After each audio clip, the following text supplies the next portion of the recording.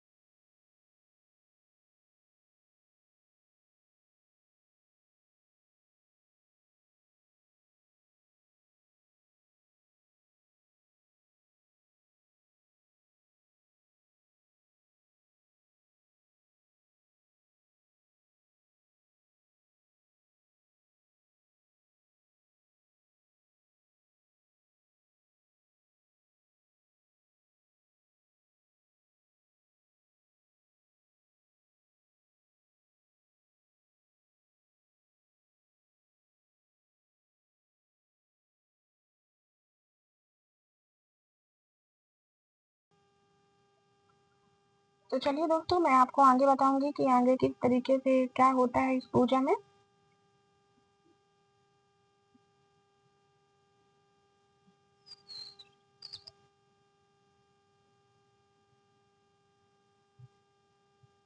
तो इस पूजा में मुझे काफ़ी ज़्यादा अच्छा लगता है, क्योंकि सभी लेडीज़ें सज संवर कर एकदम आती हैं। और अभी हम लोग को क्या एक न्यूली ब्राइड भी इस पूजा में शामिल हुई है, जिसकी अभी रिसेंटली मैरिज हुई है। तो काफ़ी अच्छा लगता है जब वो एकदम लाल जोड़े में लेडीज़ें आती हैं, एकदम सज धज कर भर भर के बाएं चूड़ियाँ पहनती हैं, सिंदूर भरती हैं, महावर लगाती हैं। तो काफ़ी अच्छा लगता है इस तरीके से सुहागिन लेडीजों को देखना। तो काफ़ी अच्छा, ये अगर आपकी कोई मनौती है तो काफ़ी अच्छा है।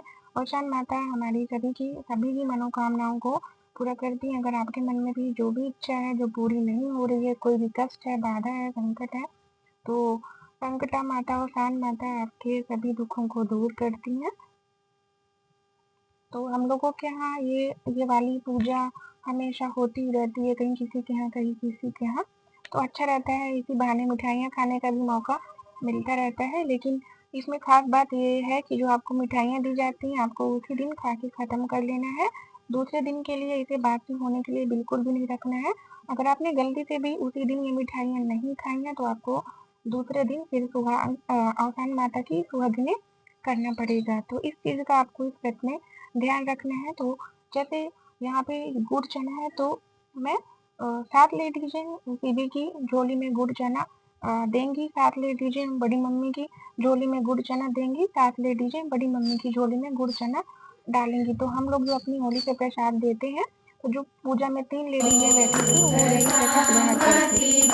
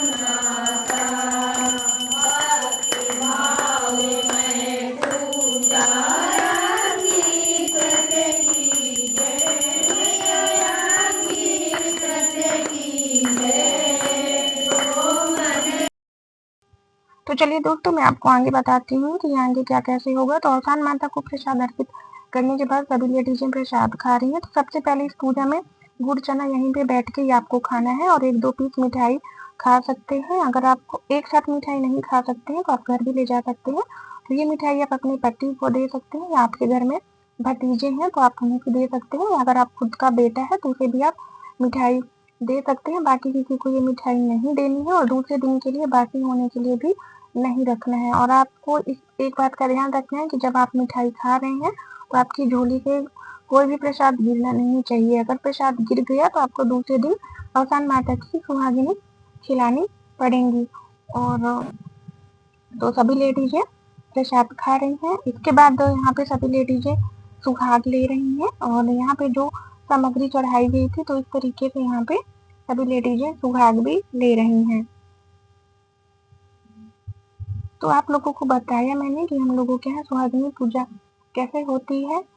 और इसके बाद सभी लेडीजें चूड़ी, बिंदी, मेहंदी, जो भी श्रृंगार की सामग्री है, एक एक करके लेती जाएंगी।